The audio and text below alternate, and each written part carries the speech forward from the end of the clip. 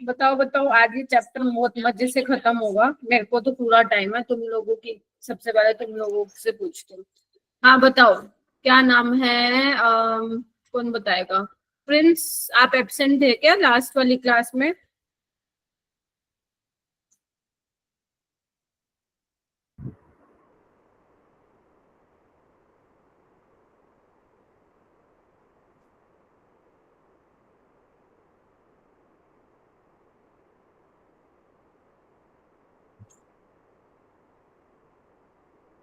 अरे बताओ। Good evening, good evening, good evening, good evening. हाँ जी श्रुति, क्या किया था बेटा लास्ट क्लास में? Ma'am aromatic electrophilic substitution reaction की थी, उसका मैकेनिज्म पढ़ा था और फिर उसके इम्पॉर्टेंट पॉइंट्स, फिर पढ़ा था कि ortho and para directing groups कौन से हैं, फिर उसके बाद मेटा डायरेक्टिंग ग्रुप्स और डीएक्टिवेटिंग और एक्टिवेटिंग ग्रुप्स, उसके बाद effect of substituent groups in di substituted benzene. अच्छा, मतलब नोट्स बना रखे हैं, very good.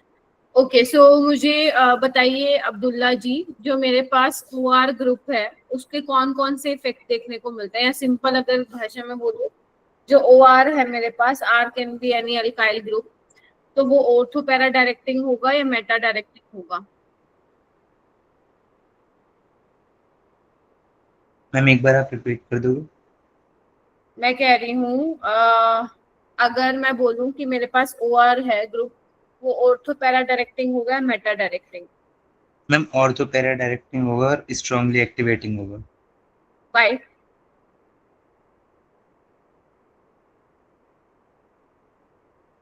Ma'am plus I and plus M की वजह से। अच्छा, तो ऑक्सीजन ओआर प्लस आई दिखाता है। किसने बताया था ये प्लस आई दिखाता है?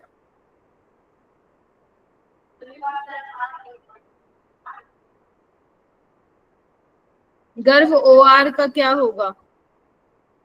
बिल्कुल पूछ सकते हो डाउट। अगर हमारा लेक्चर जल्दी खत्म हो जाता है, मेरी इसके बाद क्लास 8:35 पे मुझे ज्वाइन करना है, उससे पहले हमारे पास टाइम बच जाएगा, तो definitely I will take your doubts, otherwise you can ask me personally as well.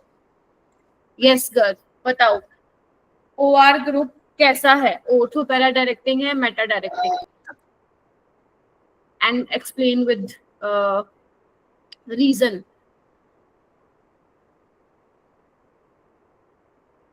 बताओ।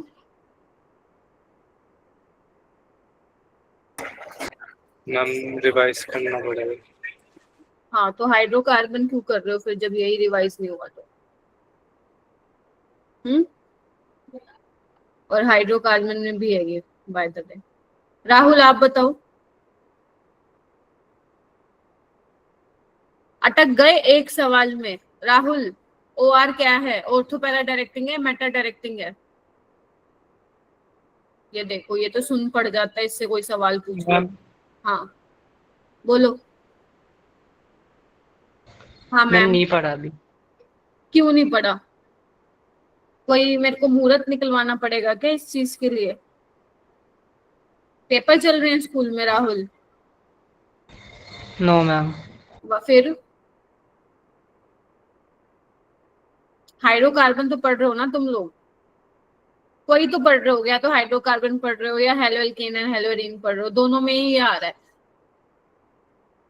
तो पिछली क्लास वाला ही तुम लोगों को याद नहीं है, तो मैं तुमसे क्या एक्सपेक्ट करूं कि तुम्हें पहले वाला जो 5 महीने पहले मैंने करवाया है वो आता होगा?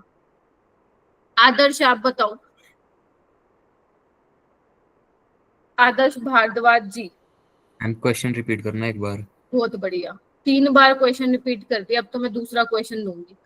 सीओएच जो ग्रुप होता है वो कैसा है? मेटा डायरेक्टिंग है, ऑर्थो पैरा डायरेक्टिंग है?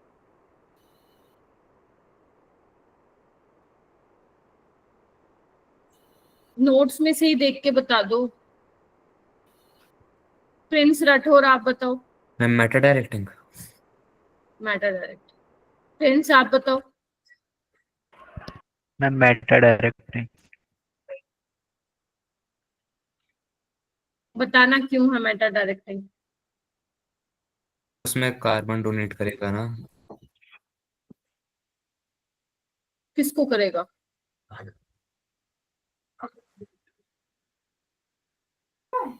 कोई बताना चाहेगा मेरे को इसका reason, why carboxylic acid group is meta directing? कोई मुझे एक्सप्लेन करना चाहता है तो गो अहेड, बताओ। मैम इसका स्ट्रॉन्ग माइनस एम इफेक्ट होगा। Very good.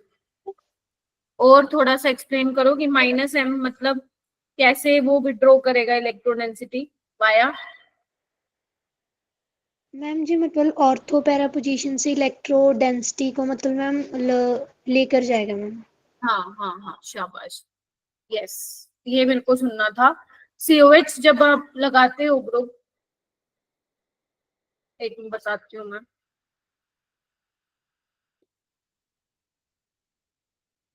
रट्टा क्यों मार रहे हो तुम लोग? अगर मेरे पास ये COH है तो करेगा क्या है ये? इलेक्ट्रोडेंसिटी को विड्रॉ करेगा ना, बिकॉज ऑक्सीजन इलेक्ट्रोनेगेटिव है, तो वो इलेक्ट्रोडेंसिटी क्या होगा, अपनी तरफ खींचेगा। तो जैसे यहाँ पे पॉजिटिव चार्ज डेवलप होगा ये करेगा। तो बेसिकली ये क्या कर रहा है, खींच ही रहा है ना। तो अगर खींच रहा है, कैसे खींच रहा है? माइनस एम से खींच रहा है, और इसका माइनस आई इफेक्ट भी होता है। और मैंने बोला था जिन जो माइनस एम और माइनस आई लगाते हैं एक्सेप्ट हेलोजेंस, वो सारे क्या होते हैं आप लोगों के? मेटा डायरेक्टिंग होते हैं और डीएक्टिवेटिंग होते हैं। ठीक है, सो आपको रट्टा मार के कोई चीज याद नहीं करनी है ऑर्गेनिक में, अनटिल एंड अनलेस जब तक मैं ना बोलूं। ठीक है, तो आपको ये थोड़ा सा पता होना चाहिए कि कोई ग्रुप अगर ऑर्थो पैरा डायरेक्टिंग है तो वो क्यों है, मेटा डायरेक्टिंग है तो क्यों है, क्या रीजंस हैं इसके पीछे, राइट?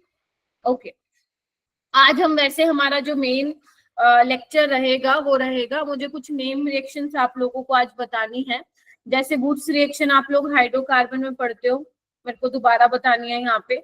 ये तीनों रिएक्शन आप हाइड्रोकार्बन में पढ़ते हो, ठीक है, बट यहाँ पे भी मैं आप लोगों को पढ़ाने वाली हूँ क्योंकि तुम एनसीईआरटी में देखोगे। ठीक है, उसके अलावा Sandmeyer reaction, Gattermann reaction, Balz Schiemann reaction, ये नई रिएक्शंस है तुम लोगों के लिए, न्यू रिएक्शंस है जो तुम 12th में पढ़ोगे। तो टोटल कितनी नेम रिएक्शन हो गई? 6 नेम रिएक्शन आप आज कवर करोगे, और 2 मैंने तुम्हें पहले ही करवा रखी है। कौन कौन सी? स्वार्ट्स और फिंकलस्टीन। तो बेसिकली आज की क्लास के बाद तुम्हारी 8 नेम रिएक्शन कवर हो जाएंगे, और टोटल जेई की मैं बात करूं तो अराउंड 35 के आसपास पूरी ऑर्गेनिक में तुम्हारी नेम रिएक्शंस है। ठीक है, उसके अलावा जो मेरा जो मैं लास्ट टाइम करवा रही थी एरोमेटिक इलेक्ट्रोफिलिक सब्स्टिट्यूशन, उसके कुछ चीजें रह गई थी like nitration, Friedel Crafts alkylation, acylation, ये सब मुझे बताना है। तो पहले वो करवा देती हूँ, फिर उसके बाद ये नेम रिएक्शंस आप लोगों को करवाऊंगी। ठीक है, हाँ अब्दुल्ला बोलो। मैम जो क्वेश्चन आपने मेरे से पूछा था मैम, वो वाला एक बार आप एक्सप्लेन कर दोगे? मैंने ये पूछा था आपसे अब्दुल्ला कि अगर इसके ऊपर OR लगा है, मान लो OCH3 लगा है, तो ये कैसा इफेक्ट दिखाएगा? तो तुमने बोला ठीक था, ये ऑर्थो पैरा डायरेक्टिंग होगा, क्योंकि ये क्या करता है, अपनी इलेक्ट्रॉन डेंसिटी देता है बेंजीन रिंग पे, ऑर्थो और पैरा पोजीशन पे इलेक्ट्रॉन डेंसिटी बढ़ाता है। ये तुमने बिल्कुल ठीक बोला था। तुमने ये भी ठीक बोला था कि +M दिखाता है ना, क्योंकि डोनेट कर रहा है, बट तुमने ये गलत बोला था कि +I। ऑक्सीजन इलेक्ट्रोनेगेटिव है तो ये +I नहीं दिखाएगा, -I दिखाएगा, बट +M क्या होता है? डोमिनेटिंग होता है। ठीक है, तो ये वाली चीज तुमने गलत बोली थी, बाकी ठीक था तुम्हारा। मैम ये हेलोजन की तरह नहीं होगा? नहीं, हेलोजेंस भी, आपके जो हेलोजेंस है वो भी +M और -I दिखाते हैं, लेकिन because halogens are more electronegative in periodic table, so we will consider -I। हाँ, but when it comes to कि इलेक्ट्रोफाइल कहाँ पे आएगा, फिर आपको ये बताना पड़ेगा, क्योंकि उनका +M इफेक्ट की वजह से वो ऑर्थो पैरा डायरेक्टिंग है। तभी मैंने बोला था हेलोजेंस डीएक्टिवेटिंग होते हैं due to their -I effect, but they are ortho para directing due to their +M effect. ठीक मैम है, यहाँ पर जो एम इफेक्ट होगा वो डोमिनेटिंग होगा? क्या कहाँ पे? मैम यहाँ पर मैम ये आर मैम OR में जो होगा वो एम इफेक्ट जो होगा वो डोमिनेटिंग होगा? हाँ, मीजोमेरिक ही तो होता है डोमिनेटिंग, ये तो मैं पढ़ा चुकी हूँ कम से कम 50 बार। Okay ma'am.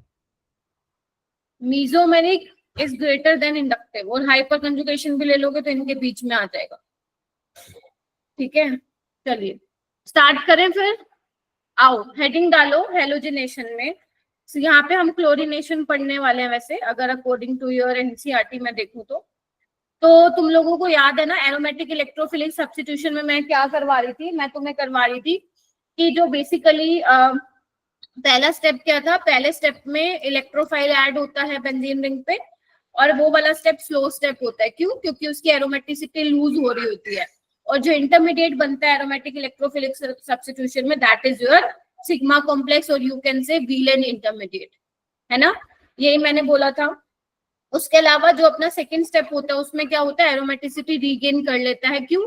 क्योंकि पहले एरोमेटिक से वो नॉन एरोमेटिक में कन्वर्ट हो रहा था, जिसकी वजह से वो हाई एनर्जी वाली ट्रांजिशन स्टेट थी। तो लास्ट स्टेप में क्या होगा, वो अपनी एरोमेटिसिटी रीगेन कर लेगा और बेसिकली H हटके इलेक्ट्रोफाइल लग जाएगा, इसलिए इसको क्या बोला जाता है, एरोमेटिक इलेक्ट्रोफिलिक सब्स्टिट्यूशन इसको बोला जाता है।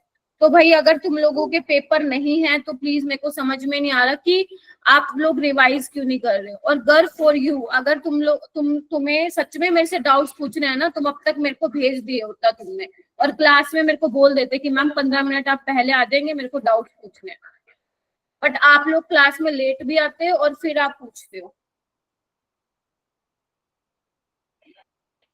मेरे को कहीं से भी ये सीरियसनेस नजर नहीं आती है तुम लोगों को। कई बार मैं सोच में पड़ जाती हूँ कि सच में सीरियसनेस है या फिर ऐसे ही है।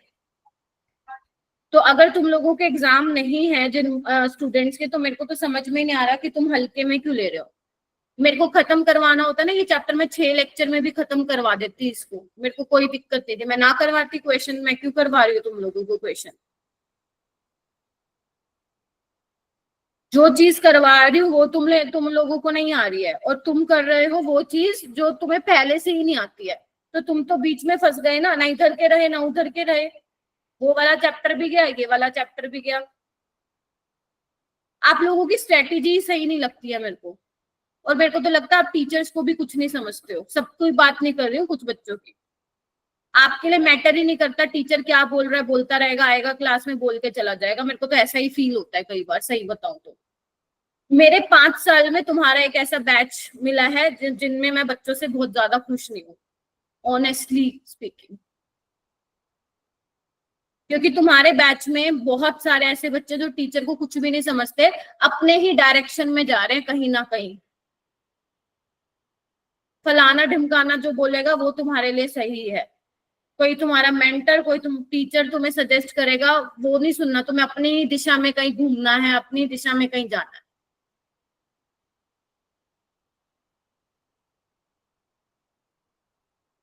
समझ ही नहीं आती मेरे को तो करना क्या चाहते हो। कम से कम तुम्हारे पास इतना तो टाइम होता है ना कि क्लास में आने से पहले 20 मिनट जो टीचर ने लास्ट क्लास में पढ़ाया वो पढ़ के आओ। बट नहीं, मैम स्कूल का काम बहुत ज्यादा है, मैम पूरा दिन स्कूल में ही चला जाता है, स्कूल के काम में ही चला जाता है। अरे 1 घंटा तो निकाल सकते हो ना। 1 घंटा तो तुम लोग, बेशक कितने डिफिकल्ट कॉम्पिटिटिव एग्जाम की, बेशक तुम्हारे स्कूल का कितना स्ट्रिक्ट एनवायरनमेंट हो, 1 घंटा तो निकाल ही सकते हो दिन का। नहीं निकल रहा फिर वो तुम्हारी गलती है। एग्जाम्स होते हैं वो अलग बात है, मैं बोल देती हूँ कि मत करके दो डीपीपी। बट अगर एग्जाम्स नहीं है फिर भी तुम लोग जो पढ़ाया गया वो पढ़ के नहीं आ रहे, तो तुम अपने आप से क्या एक्सपेक्ट कर रहे हो मुझे नहीं पता। कैटेगरी का एडवांटेज भी उसको मिलेगा जो पढ़ के जाएगा। तुम्हें क्या लगता है कैटेगरी का एडवांटेज है तो बिना पढ़े कर लोगे क्या? फिर सिर्फ क्वालिफाई हो पाओगे? कॉलेज के सपने मत देखो उसमें। तुम 120 नंबर तो कैटेगरी वाले बच्चे को भी चाहिए if you want to go good IIT, और वो भी थोड़ी दूर मिलेगी।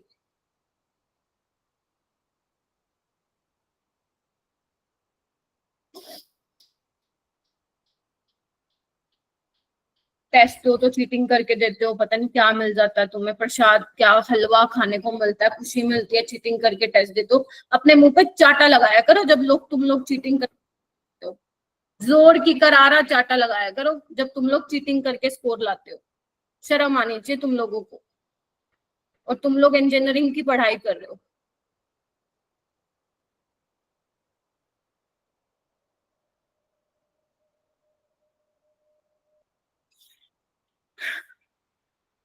हेडिंग डालो हेलोजिनेशन।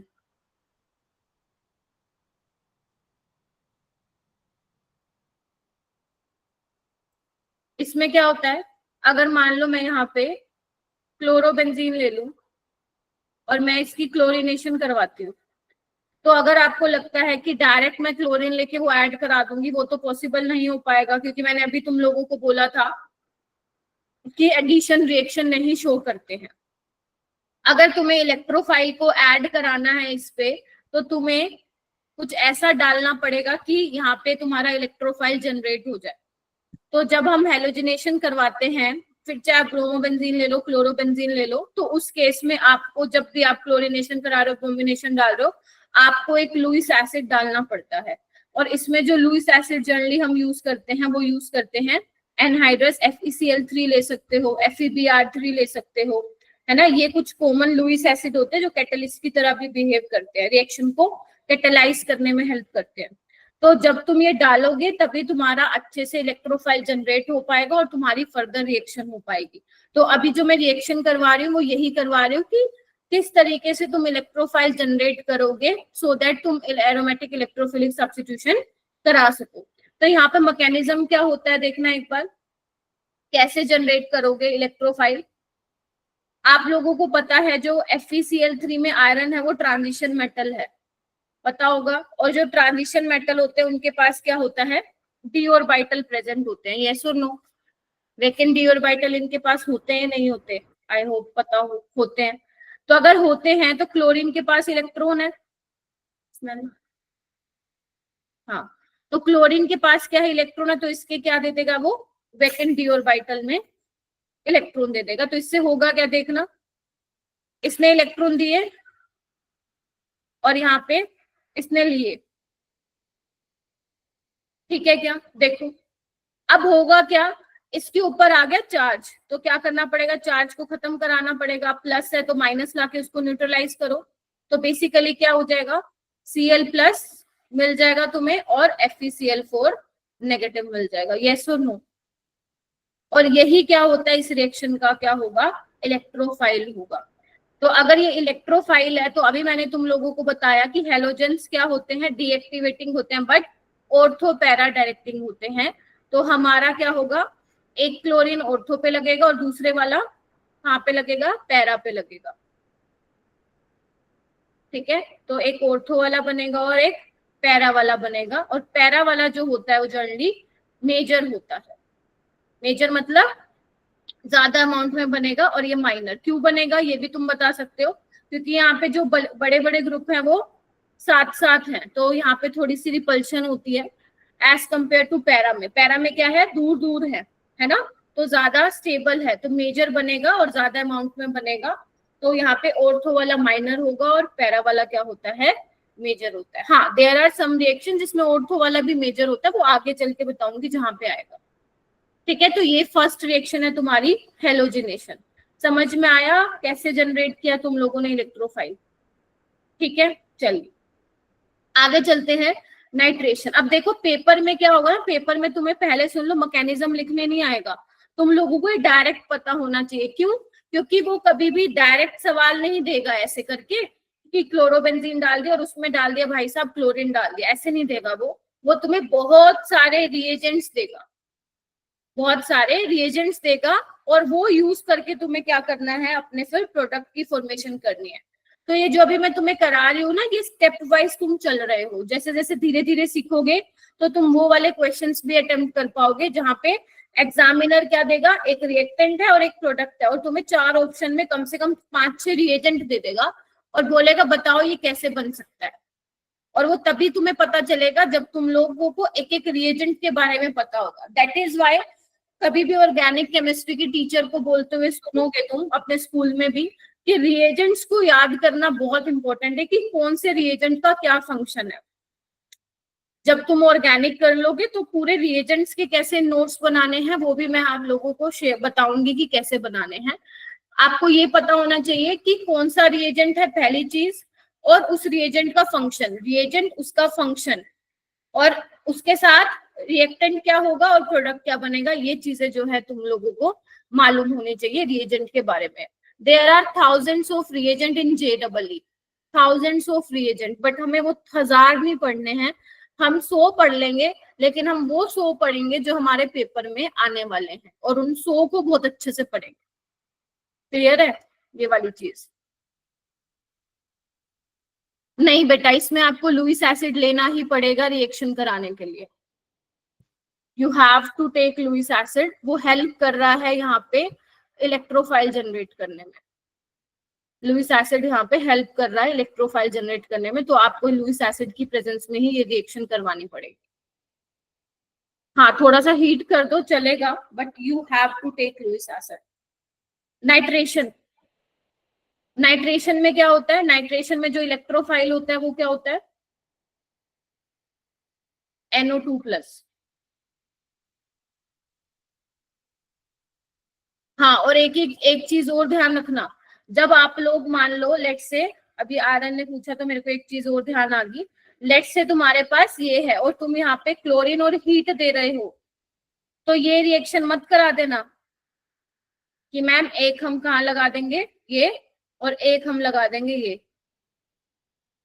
समझ रहे हो ये क्या करता है? याद करो, ये एलाइलिक और बेंजाइलिक सब्स्टिट्यूशन करता है, याद है? कल बता रही थी मैं। तो ये मत करा देना, गलत हो जाएगा, बिल्कुल गलत। तो आपको जरूर देखना है कि रिएजेंट आप लोगों ने कौन सा यूज किया है, कुछ भी किसी में भी नहीं करवा सकते हो। चलिए, हाँ, तो मैं क्या करवा रही थी? नाइट्रेशन। तो नाइट्रेशन में जो इलेक्ट्रोफाइल होता है वो NO2+ होता है। कैसे जनरेट हुआ? देखो, यहाँ पे जो हम मिक्सचर लेते हैं वो किसका मिक्सचर लेते हैं हम? कंसंट्रेटेड HNO3 का और H2SO4 का। जितना जरूरी है उतना ही बता रही हूँ मैं, ठीक है? नहीं, वहां पे लुईस एसिड होना चाहिए अगर आप एरोमेटिक इलेक्ट्रोफिलिक सब्स्टिट्यूशन करा रहे हो बेटा, लुईस एसिड होना चाहिए। ओके, H2SO मेरे को भेज देना कौन सा है, but Lewis acid should be there. Okay, H2SO4 क्या होता है स्ट्रक्चर? पता है तुम लोगों को? बताओ। हाँ, तो मेरे को ये आप भेजोगे तभी तो पता चलेगा ना टीचर को क्या है, एरोमेटिक है या नहीं है। तुम क्वेश्चन को लेके ही क्लियर नहीं हो अभी आ रहे हैं।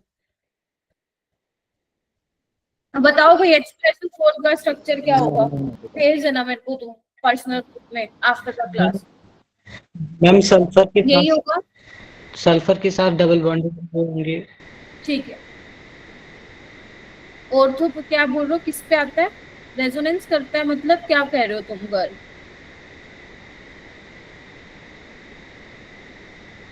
ठीक है, HNO3 पता है?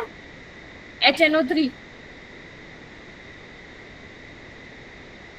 तो यहाँ पे क्या होता है? यहाँ पे एसिड की तरह बिहेव करता है और ये बेस की तरह बिहेव करता है, तो ये H+ देगा और यही क्या करेगा? वो H+ को क्या करने वाला है?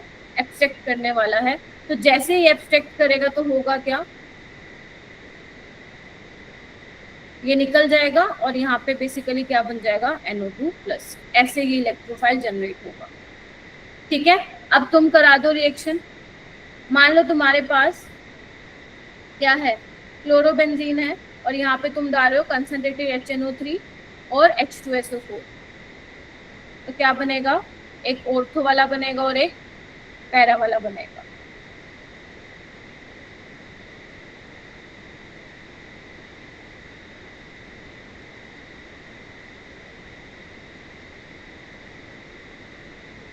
ये वाला मेजर बनेगा। मैं फिर बोल रही हूँ, तुमसे मैकेनिज्म नहीं पूछेगा, आपको डायरेक्ट पता होना चाहिए कि अगर आप ये डाल रहे हो तो इससे इलेक्ट्रोफाइल कौन सा जनरेट होगा, ठीक है? तो दिस इज योर नाइट्रेशन वाला पार्ट, ठीक है? लिख रहे हो? लिख लिया क्या? साथ साथ लिख लो।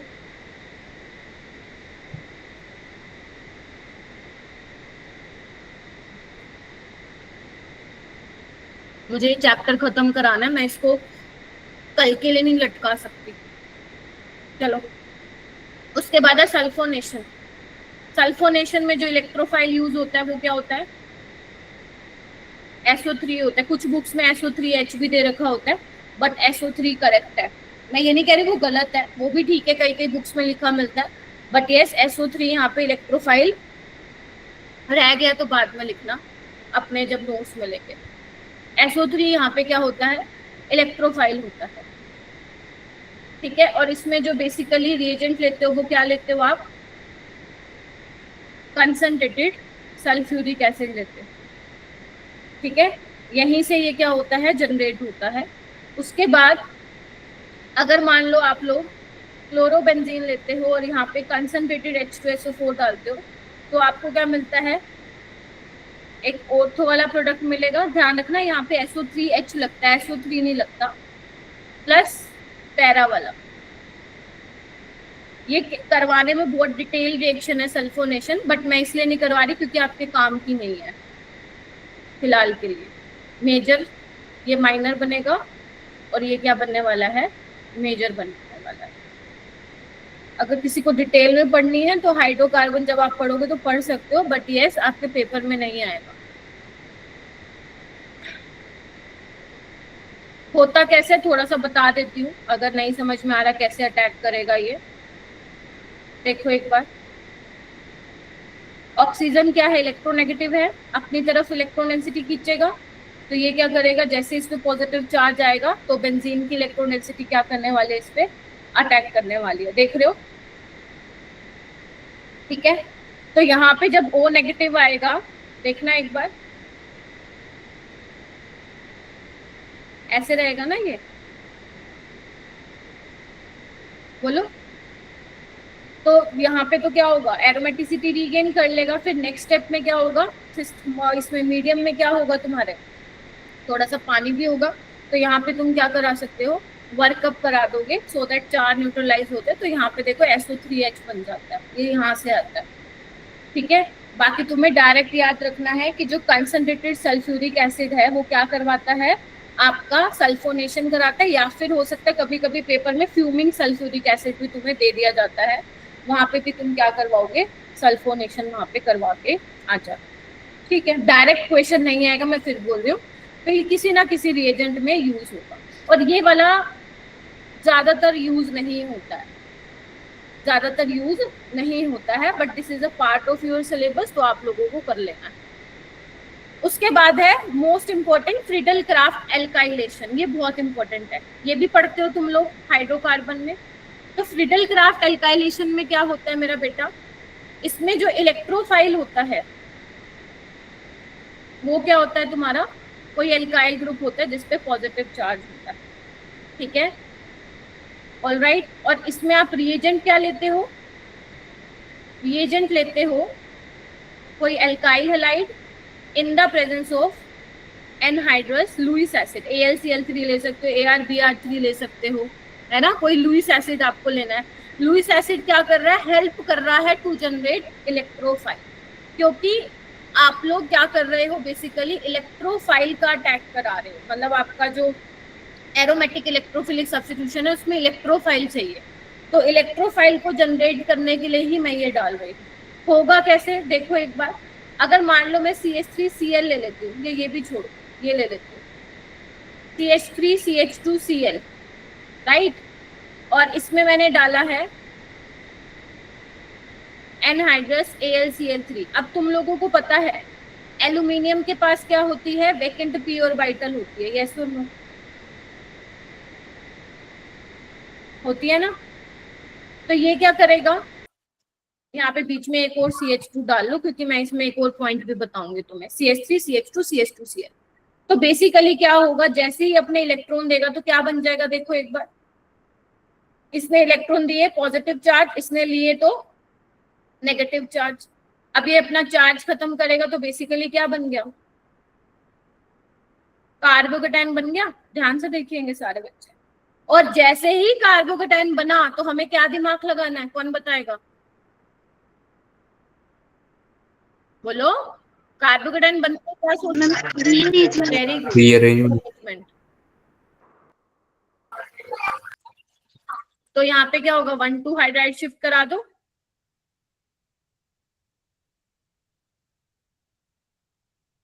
तो यहाँ पे क्या होने वाला है, CH3CH पॉजिटिव चार्ज, यहाँ पे CH3। तो ये प्राइमरी था, ये सेकेंडरी है। और you can also compare resonate उससे हाइपर कंजुगेटिंग स्ट्रक्चर से, तो ये क्या होगा आपका इलेक्ट्रोफाइल हो जाएगा। देख रहे हो, आइसोप्रोपाइल।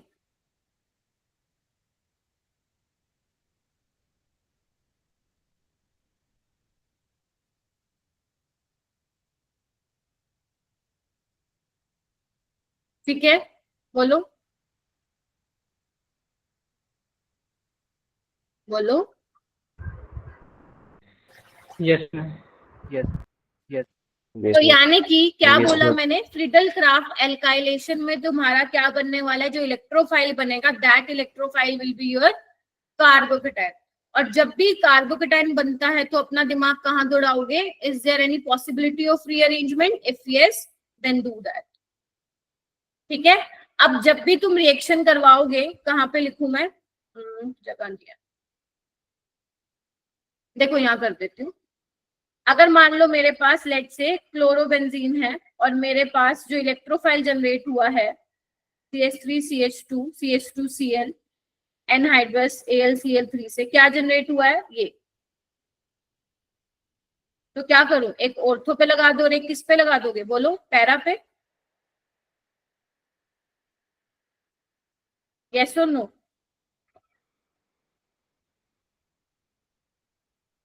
पैरा पे। मैम एक बार फिर बताना। क्या बताना बेटा,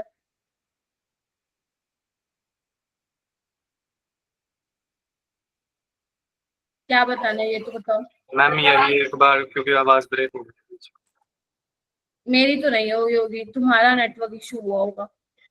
इसमें मैंने ये बोला है, जब भी तुम फ्रिडल क्राफ्ट एल्काइलेशन कराते हो तो वहां पे पहली बात है लुईस एसिड तुम्हें देखने को जरूर मिलेगा, क्योंकि उसके प्रेजेंस में आप इलेक्ट्रोफाइल जनरेट नहीं कर पाओगे। तो यहाँ से जो मेरा इलेक्ट्रोफाइल मुझे मिल रहा है, क्या नाम है, गर, कार्बोकेटाइन मिल रहा है। तो अगर मेरे को कार्बोकेटाइन मिल रहा है तो वहां पे चेक करो क्या रीअरेंजमेंट हो पा रही है, क्योंकि आपको पता है जब भी कार्बोकेटाइन बनता है तो हमें रीअरेंजमेंट के बारे में सोचना है।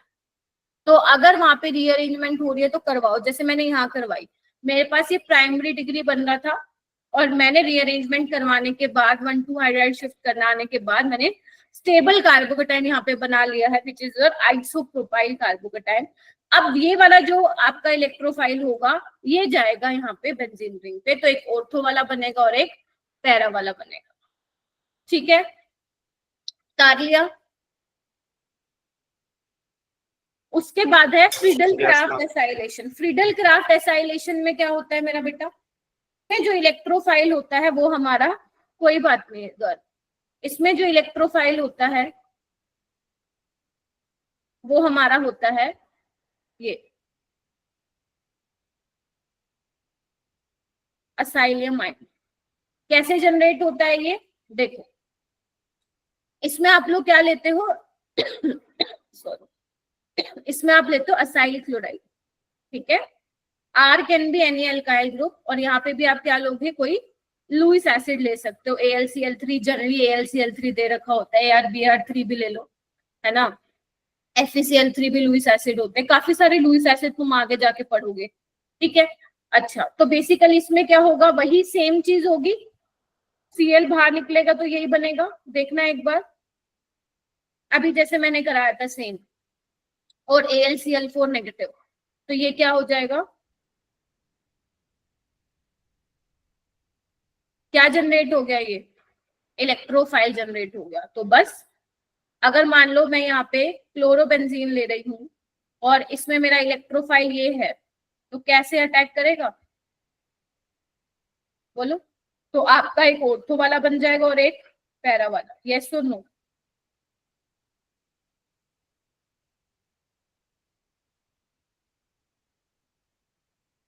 ऐसे क्वेश्चन तुम्हें मिलेंगे हाइड्रोकार्बन में, ध्यान रखना, आर से मत जोड़ जाना, कार्बन पे अटैक कर रहा है।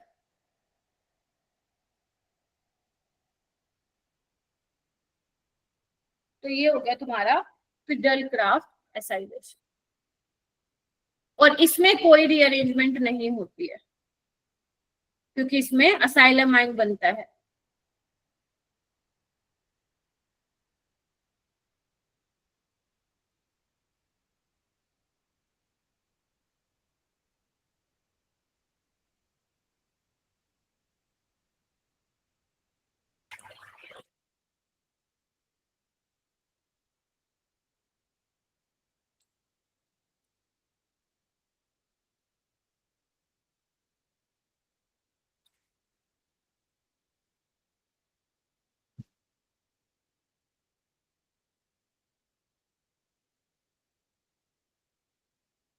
मैम पैरा वाला हमेशा मेजर प्रोडक्ट होगा। नहीं, नहीं, मैंने अभी बोला ऐसा जरूरी नहीं है। कुछ रिएक्शन ऐसे भी होंगे जो आगे करवाऊंगी जहां पे आपका ऑर्थो वाला मेजर बन रहा होगा।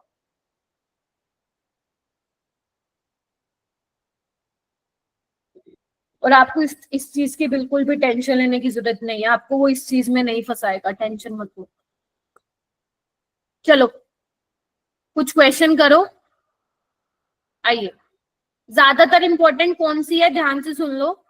एसाइलेशन इंपॉर्टेंट है और एल्काइलेशन, ठीक है, ये दो बहुत ज्यादा इंपॉर्टेंट है। उसके अलावा ये वाली हेलोजिनेशन, क्योंकि यहाँ पे तुम्हें एग्जामिनर कैसे फंसा सकता है, हो सकता है वो तुम्हें क्लोरीनेशन या ब्रोमिनेशन करा दे हीटिंग या सनलाइट की प्रेजेंस में, और एक जगह हो सकता है वो तुमसे लुइस एसिड डलवा दे। तो ज्यादा घबराना मत, अगर उसने हीटिंग या सनलाइट दी है तो वहां पे रेडिकल मैकेनिज्म होगा। Getting my point?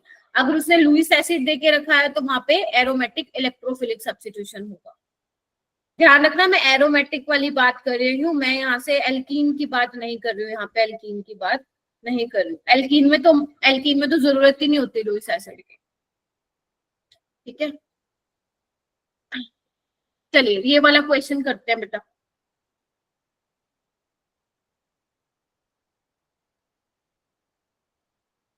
ट्राई करना है एक बार, मेजर प्रोडक्ट बताना है आपको इस रिएक्शन में क्या मिलेगा।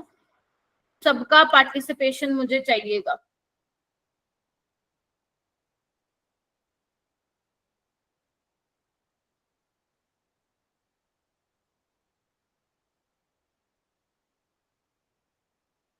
घर वो आदर्श, आर्यन, प्रिंस सिमरन, ओके प्रिंस, श्रुति सुमित, हर्षित आप बताओ। Ma'am fourth. Fourth option. गर्व आपका क्या आ रहा है? मैम ऑप्शन बी लग रहा था मुझे तो। आर्यन आपको? Ma'am fourth option. सिमरन आपको? Ma'am fourth option. फोर्थ, ठीक है। यहाँ पे सबसे पहले तुम क्या करोगे, इलेक्ट्रोफाइल जनरेट करना है ना तुम लोगों को, तो करवाओ एक बार। CH2, यहाँ पे पॉजिटिव चार्ज आ जाएगा। अब कार्बोकेटाइन बना है तो रीअरेंजमेंट चेक करो, वो नहीं करवाओगे तो फिर देखो गलती कर बैठोगे, मैं बता दे रही हूँ आप लोगों को।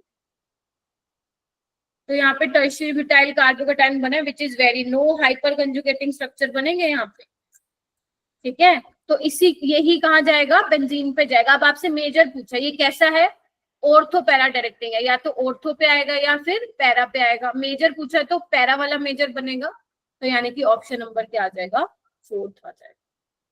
देख के कभी भी ऑर्गेनिक के सवाल मत करना, बेशक तुम्हें कितना आसान लग रहा हो। एक बार अपने तसल्ली के लिए उसको सॉल्व जरूर करके देखना रफ में, ठीक है। चलिए ये वाला करो।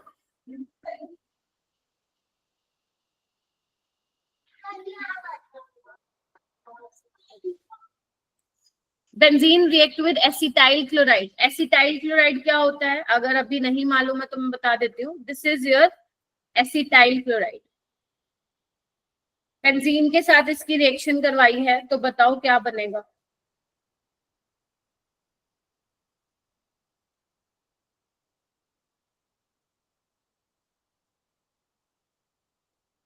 श्रुति क्या बनेगा? Ma'am acetophenone. Yes, Friedel Crafts acylation है तो यहाँ पे COCH3 लग जाएगा। इसका नाम आप लोगों को पता होना चाहिए, एसिटोफिनोन होता है इसका कॉमन नेम, क्योंकि वो ना आयुपेक नेमिंग से सवाल कम ही पूछेगा, तुम्हें कॉमन नेम जो होना चाहिए यहाँ पे मालूम होना चाहिए, ठीक है। ये वाला करो।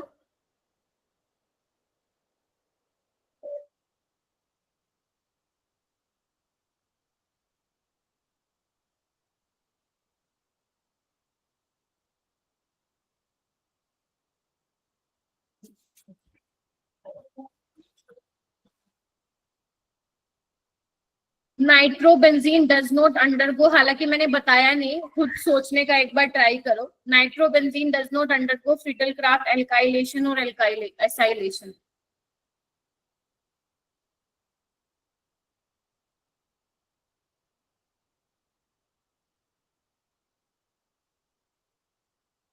Rahul yes ma'am. बताइए। Ma'am third option. Third option देखो, क्योंकि नाइट्रो ग्रुप क्या है, डीएक्टिवेटिंग ग्रुप है ना, और हमें पता है यहाँ पे इलेक्ट्रोफाइल जनरेट होगा दोनों में रिएक्शन में। तो NO2 तो क्या कर रहा है, ये तो ऑर्थो और पैरा से क्या कर रहा है, इलेक्ट्रॉन डेंसिटी खींच रहा है, तो ऑर्थो और पैरा पे तो नहीं आएगा। Getting my point?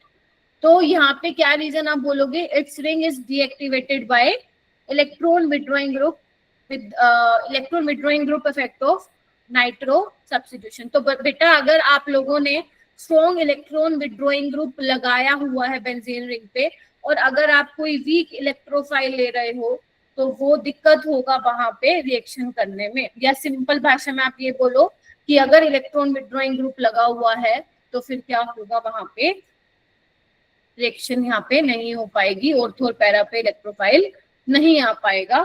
तो ये ध्यान रखिएगा, अगर इलेक्ट्रॉन विड्रॉइंग ग्रुप लगा है तो वो फ्रिडल क्राफ्ट एल्काइलेशन और एसाइलेशन वहां पे नहीं देगा।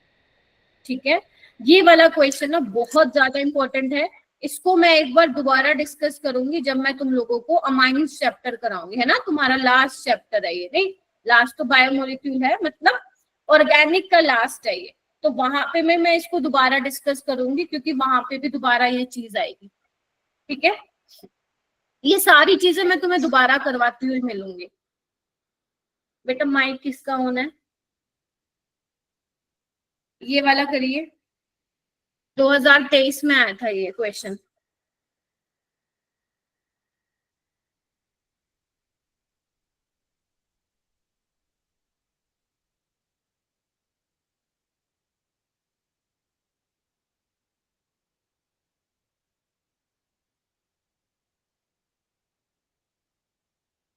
सिंपल ही आसान, मतलब सिंपल ही सवाल है, अभी करवाया था। कौन सा ऑप्शन है,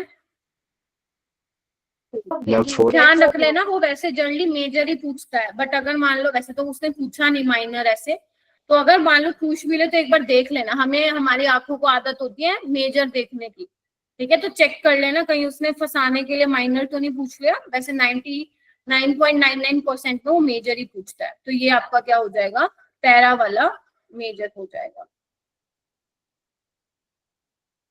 डबल बॉन्ड ओ कैसे बेंजीन रिंग पे, कहाँ पे डबल बॉन्ड ओ लगाना है, माइक अनम्यूट करके बोलो। मैम टॉप पे डबल बॉन्ड हो। ये यस मैम, मतलब इसमें कैसा इफेक्ट दिखेगा और फिर रिएक्शन। पहले तो मुझे ये बताओ, ये कंपाउंड बनेगा, यहाँ पे तुमने कार्बन के 5 बॉन्ड बना दिए, बताओ।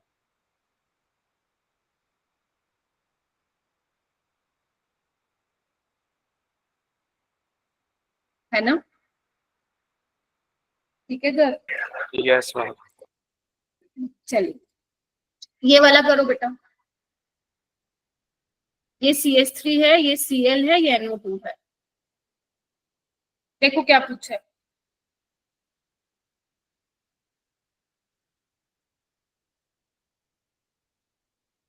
The correct order of reactivity in electrophilic substitution reaction of the following compounds. ये भी हो जाएगा मेरे ख्याल से, ट्राई करो।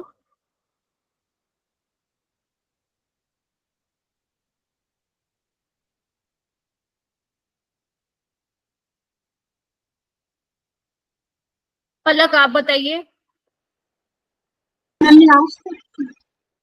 बी वाला सबसे पहले ऐसा करा था अपन ने कल, ये +H लगा रहा है अपना +I, तो बी वाला सबसे पहले आएगा। उसके बाद ए वाला बिल्कुल ठीक है, क्लोरीन अपना -I से क्या करेगा, रेट को डिक्रीज करेगा, और NO2 तो भाई साहब -M तगड़े वाला इफेक्ट लगा रहा है, तो वो सबसे पीछे आएगा। तो अगर तुम्हारी शिफ्ट में तुम्हें ऐसे सवाल देखने को मिले हैं जो तुम्हारे पढ़े हुए में से ही आ गए, प्लीज ऐसे क्वेश्चन को जल्दबाजी में नेगेटिव मत करा देना। ऐसे क्वेश्चन में पेशेंस की बहुत जरूरी, हम वो वाले क्वेश्चन गलत कर देते जो हमें आते होते हैं। तो प्लीज अगर आ गया, क्योंकि आएगा, देखो किसी ना किसी शिफ्ट में आएगा, यही 2024 में आया है, 23 में भी आया था, 22 में भी आया था, तुम्हारे भी आएगा, किसी ना किसी बच्चे को किसी शिफ्ट में देखने को मिलेगा। तो इसीलिए कह रही हूँ, जहाँ पे भी अगर तुम्हें लग रहा है अरे ये तो इजी सवाल आ गया, तो वहां पे थोड़ा सा ध्यान से उस क्वेश्चन को करना, ताकि वो गलत ना हो। और मैं फिर बोल रही हूँ, ऑर्गेनिक में सारे क्वेश्चन डिफिकल्ट नहीं आते हैं। चलिए हेडिंग डालो, हेलोजनेशन रिएक्शन इन हेलोएरिंग्स बेटा।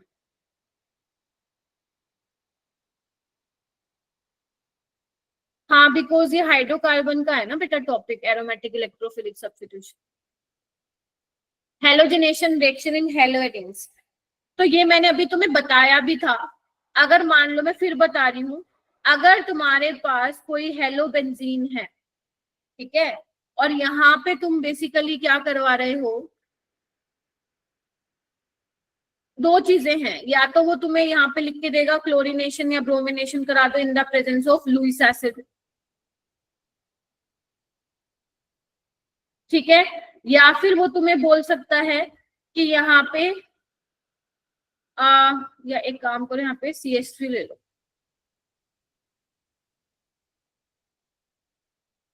ठीक है, यहाँ पे CH3 ले रही हूँ, तुम्हें समझाने के लिए ले रही हूँ, और यहाँ पे उसने दे दिया Cl2 सनलाइट। तो ध्यान रखना, दोनों में रिएक्शन क्या है, चेंज हो जाएगी, प्रोडक्ट जो है चेंज हो जाएगा। पहले वाले में तो क्या होगा, क्लोरीनेशन होगी, ऑर्थो और पैरा पे लगेगा, जैसे अभी मैं तुम्हें बता रही थी, देखो, है ना। यहाँ पे क्या होगा, बोलो, बेंजाइलिक हेलोजनेशन होगी। ये बहुत सारे बच्चे गलत कर देते हैं। ये तुम्हें जितने भी तुम अवंती में टेस्ट दोगे या कोई भी टेस्ट दे रहे हो, मॉक टेस्ट दे रहे हो, वहां पे ऐसा टाइप का सवाल 100% तुम्हें देखने को मिलेगा ही मिलेगा। तो प्लीज थोड़ा सा ध्यान रखिएगा, तभी मैं फोकस बहुत ज्यादा कर रही हूँ इस पे। तो यहाँ पे क्या होगा, आपका बेंजाइलिक हैलाइड जो है वहां पे बन जाएगा, ठीक है क्या, बोलो। अच्छा, Yes, एक ma'am. और कैसे सवाल आता है इससे, एक और सॉरी, एक ऐसे सवाल आता है, if Cl2 is passed for long hours, मतलब तुमने लंबे समय तक अगर इसको पास किया तो क्या होगा, देखना एक बार। अगर तुम्हारे पास टोल्विन है और तुम यहाँ पे डाल रहे हो Cl2 in the presence of sunlight, तो क्या होगा, एक H रिप्लेस हो जाएगा, CH2Cl बन जाएगा, that is your benzylic halide. ये तो तुम्हें मैंने बताया था। अब वो कह रहे लंबे समय तक, तो लंबे समय तक कर रहे हो तो भाई साहब एक H और चला जाएगा यहाँ पे, तो यहाँ पे क्या बन जाएगा, CHCl2, इसको हम बोलते हैं बेंजल डाई क्लोराइड। इसको भी हैलाइड की जगह क्लोराइड कर लो, बिकॉज यहाँ पे मैंने हेलोजन मेंशन कर दिया।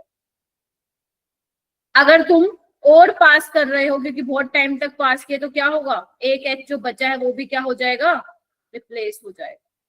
तो ये बन गया तुम्हारा बेंजो ट्राई क्लोराइड। नाम याद नहीं है तो कोई बात नहीं, नाम नहीं पूछेगा वो तुमसे, लेकिन हाँ प्रोडक्ट क्या बन रहा है तुम्हें पता होना चाहिए। अब ये CCl3 जो बना है बेटा, ये CCl3 है, ये क्या है CCl3, इसका कैसा इफेक्ट होगा, कैसा होगा, ये मेटा डायरेक्टिंग हो या ऑर्थो पैरा डायरेक्टिंग, मैम ये तो -I लगाएगा, बोलो। तो ये तो क्या होने वाला है, मेटा डायरेक्टिंग, बोलो। Yes ma'am. एक ये चीज ध्यान रखिएगा, आ सकती है पेपर में। और क्या पूछा जाता है, क्या जगह नहीं है, एक क्या पूछा जाता है, ध्यान से सुनना। कई बार वो क्या कर लेते हैं, अभी तुम्हें PYQ करवाती हूँ, यहाँ वाले स्टेप पे रोक के इसमें एक्वस NaOH डाल देते हैं हम। एक बात बताओ, अगर एक्वस NaOH डालेगा तो Cl तो अच्छा लिविंग ग्रुप है, तो 2 Cl हटके क्या लग जाएंगे, 2 OH लग जाएंगे, SN2 रिएक्शन। ध्यान से देखो सारे बच्चे, देख पा रहे हो, याद आया कुछ, SN2। अगर तुमने कभी सुना है कि एक कार्बन पे 2 OH और 3 OH स्टेबल नहीं होते हैं, हालांकि ये मैं तुम्हें अल्कोहल फिनोल वाले चैप्टर में करवाऊंगी, बट यहाँ पे तुम एक डब्बा बना के लिख सकते हो कि एक कार्बन पे 2 OH और 3 OH स्टेबल नहीं होते हैं। कहाँ पे स्टेबल होते हैं वो भी मैं आने वाले चैप्टर्स में बताऊंगी, क्योंकि यहाँ पे उसका कोई काम नहीं है। तो बेटा अगर तुम्हें दिख रहा है कि एक कार्बन पे 2 OH है या 3 OH है, तो वहां से तुम्हें कुछ नहीं करना, सिर्फ पानी निकाल देना। तुम्हें कोई मैकेनिज्म यहाँ पे नहीं करना है। दो क्या निकालोगे? पानी निकाल देना। पानी निकल जाएगा तो क्या बचा? कार्बन पे एक O बचा और एक H बचा है। तो अगर ये बचा है तो तुम क्या बना नहीं सकते हो क्या? मैम बहुत आसानी से बना सकते, वैलेंसी पूरी कर दो, कार्बन के 4 बॉन्ड कंप्लीट कर दो। तो ये क्या बन गया तुम्हारा? वेरी गुड, CHO लग गया। इसका नाम क्या है अपना? बेंजल्डिहाइड। अगर तुम यहाँ से निकालते तो क्या होता? यहाँ पे 3 OH लग जाते, तो 3 OH क्या होता? पानी निकल जाता, तो वहां पे बेंजोइक एसिड फिर वहां पे बन जाता। एग्जामिनर ने क्या दे रखा है वो तुम्हें पता चल जाएगा कौन से बनाया हुआ है। बहुत ज्यादा नहीं उलझाएगा वो तुम्हें। ऑर्गेनिक में अगर कोई चीज तुमने ऑलरेडी पढ़ के गई हुई है तो बन जाएगी। ठीक है, मैंने एक बहुत इंपॉर्टेंट पॉइंट बता दिया, डब्बे में बंद करो इसको, कि एक कार्बन पे 2 OH, 2 से ज्यादा OH, 2 और 2 से ज्यादा OH स्टेबल नहीं होते हैं। उसको स्टार मार्क कर लो और लिख लो अल्कोहल फिनोल में मैं इसका रीजन एक्सप्लेन करूंगी। ठीक है, हो गया ये वाला।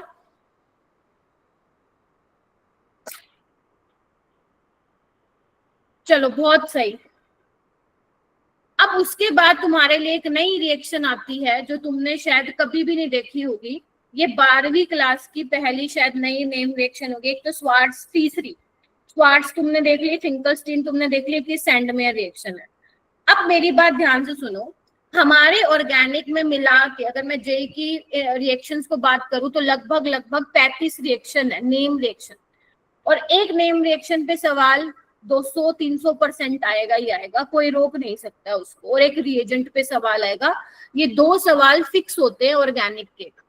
ठीक है, तो अब ये सैंडमेयर रिएक्शन वैसे तो टीचर कई अल्कोहल फिनोल में करा देते हैं, कोई अमीन्स चैप्टर में करा देते हैं, तो वहां पे तो मैं करवाऊंगी ये दोबारा रिवाइज तो बिल्कुल कराऊंगी, लेकिन वो यहाँ पे भी आ रही है।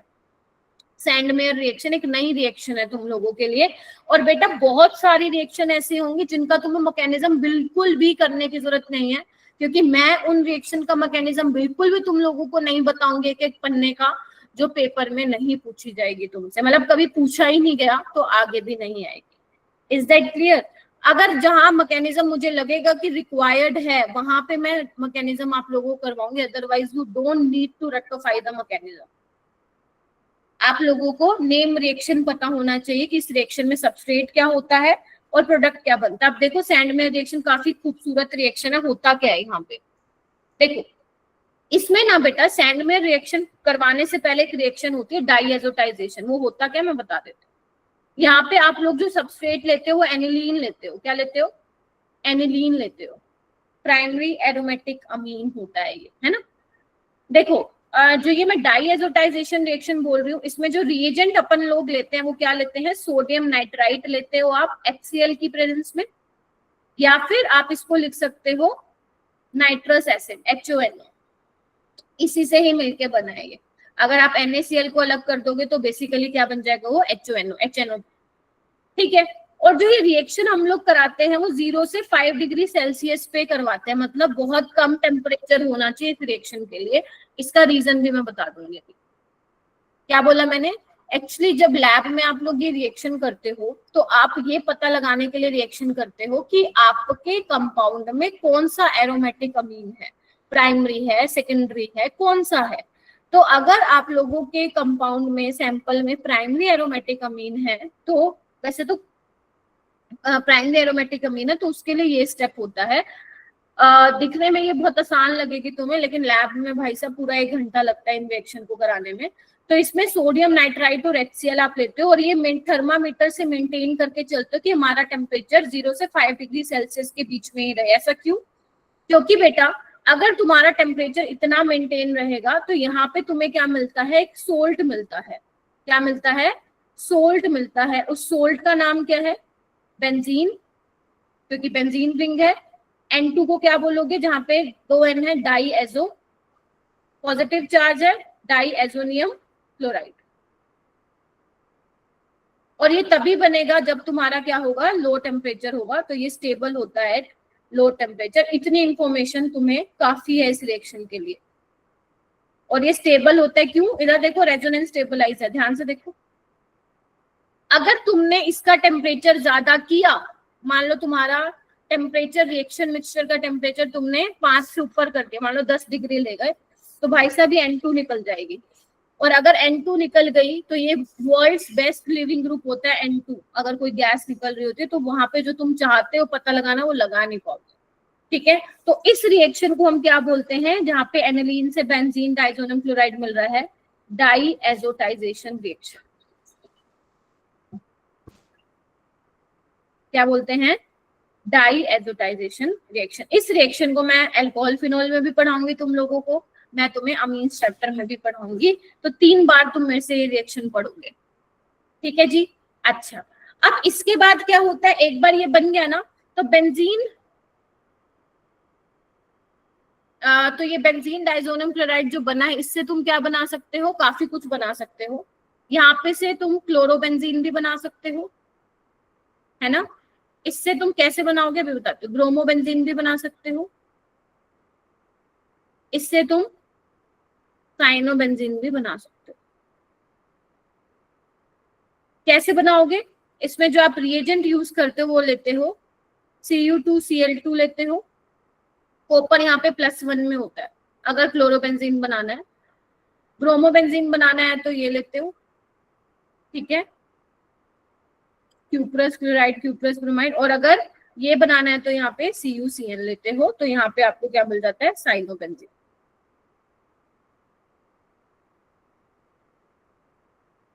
ये आपका ब्रोमोबेंजीन और ये आपका साइनोबेंजीन। और सैंडमेयर रिएक्शन में आप बेंजीन डाइसोनियम क्लोराइड से क्या बना सकते हो? क्लोरो, ब्रोमो और साइनोबेंजीन बना सकते हो। ठीक है,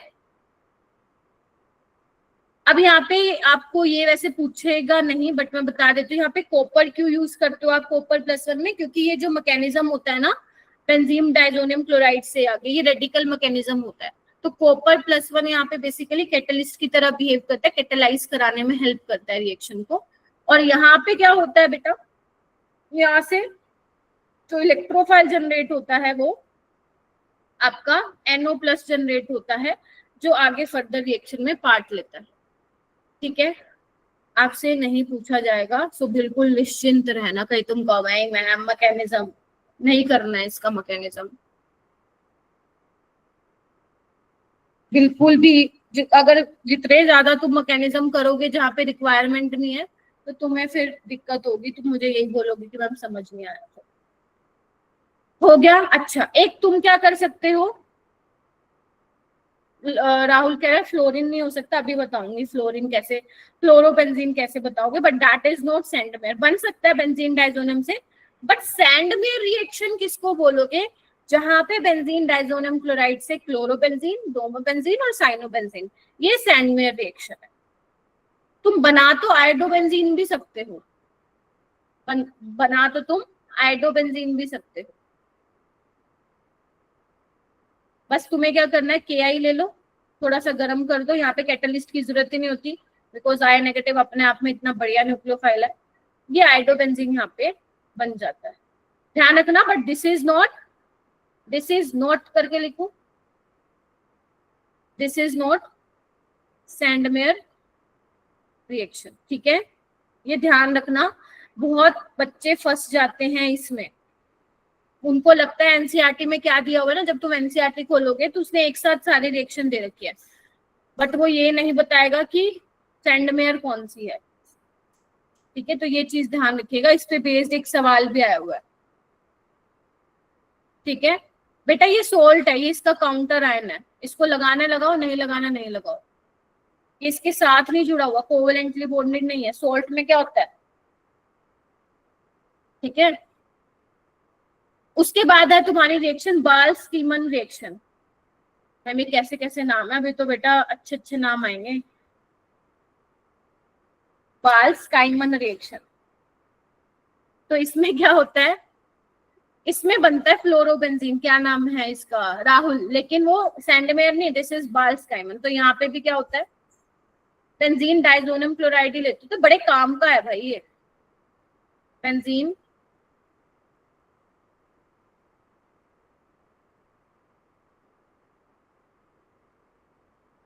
यहाँ पे आप क्या लेते हो, HbF4 लेते हो आप पहले। तो यहाँ पे क्या होता है बेटा, अब Cl नेगेटिव की जगह यहाँ पे क्या आ जाता है, PF4 नेगेटिव आ जाता है। बेंजीन डाइजोनियम टेट्रा फ्लोरो बोरेट। अब इसको जब तुम हीट करते हो तो तुम्हें क्या मिलता है, फ्लोरोबेंजीन मिलता है, N2 गैस और BF3। मेन तुम्हें ये ध्यान रखना है प्रोडक्ट। तो अगर तुमसे कोई पूछ ले बाल्स-काइमन में क्या होता है, तो बता दोगे ना, फ्लोरोबेंजीन बनता है। फ्लोरीन ब्रोमीन सैंडमेयर से बनता है, और आयोडीन जिससे बनता है उस रिएक्शन का कोई नाम नहीं है। एक क्वेश्चन आया हुआ था, मैं एक बार इसको लिख लो, फिर मैं क्वेश्चन दिखा देती हूँ तुम लोगों को। अभी इसका भाई भी आएगा सैंडमेयर का, गटरमैन रिएक्शन। गटरमैन सैंडमेयर का भाई है। इसके लिए भी स्टार्टिंग सबस्ट्रेट यही है, बेंजीन डाइजोनियम। तो बेंजीन डाइजोनियम क्लोराइड तुम्हारी जिंदगी की आधी मुश्किलें ठीक कर देता है, आधी मुश्किलें तुम्हारी हल कर देगा, अगर तुम्हें इससे निकली हुई रिएक्शन पता होंगी तो इसमें क्या लेते हैं बेटा, इसमें हम कॉपर का पाउडर लेते हैं। ध्यान रखना, इसमें कॉपर 0 ऑक्सीडेशन स्टेट में होती है, वहां पे कॉपर +1। और अगर तुम्हें ब्रोमोबेंजीन बनाना है तो फिर HBr ले लेना। तो यहाँ पे क्लोरोबेंजीन बन जाता है और यहाँ पे ब्रोमोबेंजीन। बस यही फर्क है, यहाँ पे कॉपर का पाउडर लेते हो which is in 0 oxidation state, वहां पे आप क्या करते हो, कॉपर +1 पे लेते हो। बस यही डिफरेंस है दोनों में।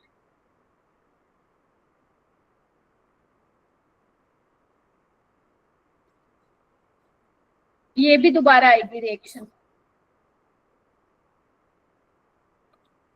देखो एक क्वेश्चन आया हुआ था, फिर मैं बूट्स रिएक्शन करवाती हूँ। ये देखना एक बार, क्वेश्चन दिख रहा है तुम लोगों को? मैम हाँ, मैम इन दोनों में से पाउडर कौन से वाले में था? गेटरमैन में बेटा। मैम गेटरमैन की जो दोनों थी वो कॉपर वाली है। हाँ कॉपर था ना, in the presence of HCl और in the presence of HBr। ये देखो, number of halobenzene from the following that can be prepared by Sandmeyer reaction. तो अगर तुम्हें पता है कि भाई साहब फ्लोरो और ब्रोमीन ही बनेगा, मतलब फ्लोरोबेंजीन और ब्रोमोबेंजीन, तो ठीक है, आंसर तो लगाए होगे।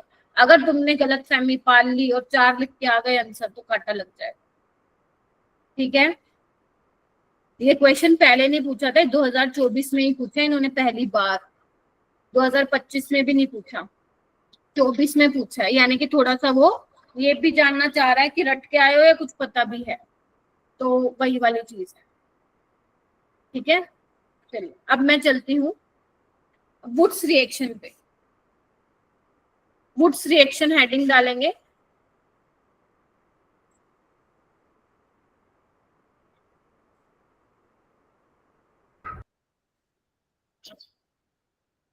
सबसे पहले लिख लो Wurtz reaction. When 2 unit alkyl halide react with sodium और potassium in the presence of dry ether, हमें अल्केन मिलता है। ये सबसे आसान रिएक्शन होती है जो तुमने पढ़ी होगी, लेकिन पेपर में आसान वाली चीज नहीं आती है। वुड्स रिएक्शन से अच्छे सवाल बनते हैं पेपर में। ठीक है, तो वो कैसे बनेंगे, पहले एक बार तुम सिंपल इसका बेसिक समझ लो। वुड्स रिएक्शन में क्या होता है बेटा, आप लोग अल्काइल हैलाइड लेते हैं, जैसे 2 यूनिट लेनी है तुम लोगों को। ठीक है, और क्या लेना है, सोडियम लेना है इन the presence of dry ether. ध्यान रखना, जो आप लोग काफी बार मेरे मुंह से सुनेंगे ड्राई ईथर, क्योंकि काफी अच्छा सॉल्वेंट होता है। मॉइस्चर यहाँ पे नहीं होना चाहिए, वरना सोडियम रिएक्ट कर जाएगा और रिएक्शन कैसी हो जाएगी, एक्सप्लोसिव हो जाएगी। तुम्हें पता है वायलेंटली रिएक्ट करता है सोडियम पानी के साथ, ठीक है।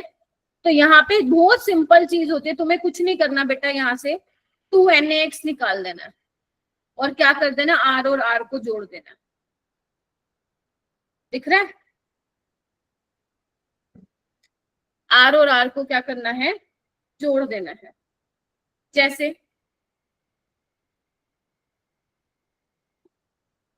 ये है, बना सकते हो तुम इसका प्रोडक्ट, ये है।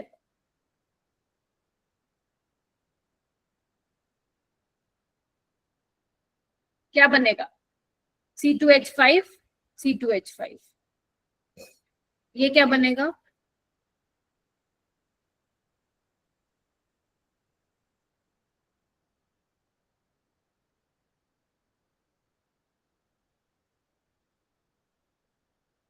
इसका मैकेनिज्म कैसे होता है बता देती हूँ। मैकेनिज्म कैसे होता है इसका, रेडिकल मैकेनिज्म होता है।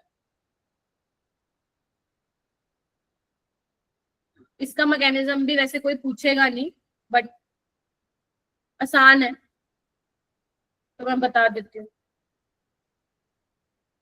कैसे होता है। देखना इधर, Na क्या करता है, Na इलेक्ट्रॉन लूज करता है। हाँ जी, हर्षित, आरुष, यस मैम। अंजलि, मनीषा, श्रुति, श्रुति, सुनिधि, करता है। Yes ma'am. अब यहाँ पे आपने क्या लिया है, एल्काइल हैलाइड लिया है।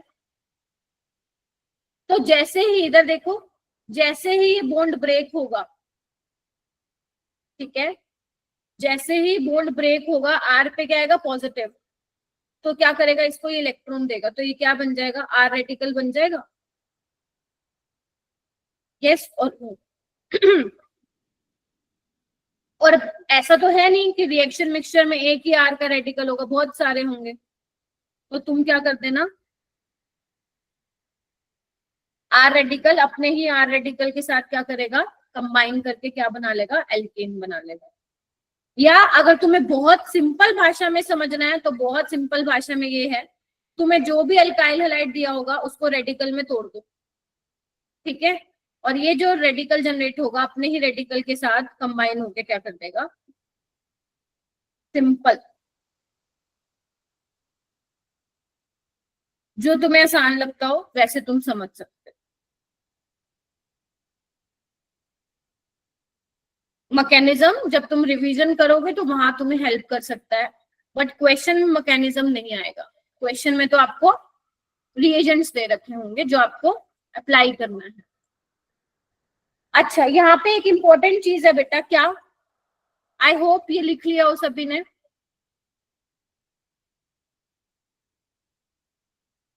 Yes ma'am. चलिए यहाँ पे एक लाइन लिखो, इंपॉर्टेंट पॉइंट करके लिख लो। Alkane having odd number of carbon can not be prepared in good yield by हुक्स रिएक्शन। ये इसकी लिमिटेशन भी है और इसकी खासियत भी है, क्या, कि जो आपका ओड नंबर ऑफ कार्बन होंगे वो अच्छे यील्ड में नहीं मिलेंगे, मतलब उनकी जो यील्ड होगी वो बहुत पुअर होती है। ये वुड्स रिएक्शन की लिमिटेशन भी बोल सकते हो, खासियत भी बोल सकते हो। कैसे, जैसे मान लो मैं यहाँ पे एग्जांपल लेती हूँ तुम्हारे लिए, CH3Br प्लस CH3CH2Br, ठीक है, और यहाँ पे डाला हुआ है Na in the presence of dry ether, ठीक है। तो तुम मुझे ये बताओ, अपने यहाँ पे टोटल कितने प्रोडक्ट पॉसिबल हैं, 1 बाय 1 डिस्कस करते हैं। एक तो जब ये रेडिकल बनेगा तो CH3 रेडिकल अपने ही CH3 रेडिकल के साथ मिलके ये बना लेगा ईथेन, ठीक है। जब ये वाला रेडिकल टूटेगा, बनेगा, तो क्या होगा, इथाइल रेडिकल अपने ही किसी इथाइल रेडिकल के साथ क्या बना लेगा, बॉन्ड बना के एल्केन बना लेगा। यस और नो? Yes ma'am. यस और मैम। क्या पॉसिबिलिटी है कि ये दोनों आपस में कंबाइन कर जाएं, मिथाइल का रेडिकल और इथाइल का रेडिकल, तो क्या बनेगा, CH3 CH2 CH3। अगर अब तुम यहाँ पे ध्यान से देखोगे तो ये इवन नंबर ऑफ एल्केन है, सिमेट्रिकल एल्केन है, देख रहे हो। तो यहाँ पे ये देखा जाता है जो सिमेट्रिकल एल्केन्स होते हैं उनकी जो यील्ड देखने को मिलती है वो अच्छी यील्ड देखने को मिलती है, और इसकी जो ओड नंबर ऑफ एल्केन्स है उनकी यील्ड क्या होती है, पुअर यील्ड देखने को मिलती है, मतलब ज्यादा अमाउंट में देखने को नहीं मिलता। तो अगर मान लो तुम्हें बहुत सारे एल्केन्स दे दें पेपर में और तुमसे पूछे कि बताओ इनमें से आप कौन से वाले एल्केन्स को प्रिपेयर कर सकते हो, तो ध्यान रखना कौन से वाले लोगे, सिमेट्रिकल एल्केन्स वाले को आप क्या करोगे, कंसिडर करोगे। जहाँ पे सिमेट्रिकल एल्केन बन रहा होगा वो वुड्स रिएक्शन से अच्छी यील्ड में, अच्छे अमाउंट में क्या होगा, प्रिपेयर होगा। ठीक है, तो ये वुड्स रिएक्शन का पहला इंपॉर्टेंट पॉइंट है जो सारे बच्चे ध्यान में रखेंगे। ठीक है, एनसीईआरटी में सिर्फ इतना ही दिया हुआ है, एनसीईआरटी में वुड्स रिएक्शन सिर्फ इतना ही दिया हुआ है, लेकिन जो वुड्स रिएक्शन से क्वेश्चन है वो थोड़ा सा ज्यादा पूछते हैं। ठीक है, क्या पूछते हैं आइए बताती हूँ मैं। एक तो ये चीज होगी, एक ये चीज ध्यान रखना, क्योंकि वुड्स रिएक्शन में क्या होता है, एल्काइल का और हेलोजन का बेसिकली बॉन्ड ब्रेक हो रहा होता है। तो अगर मान लो मैं बोलूं बेटा एक तुम्हारे पास RF है, RCl है, RBr है और RI है, तो रेट ऑफ वुड्स रिएक्शन किसमें ज्यादा होगा, बता सकते हो? मैम आयोडीन वाले में, R हाँ के ना, वो जल्दी ब्रेक होगा ना।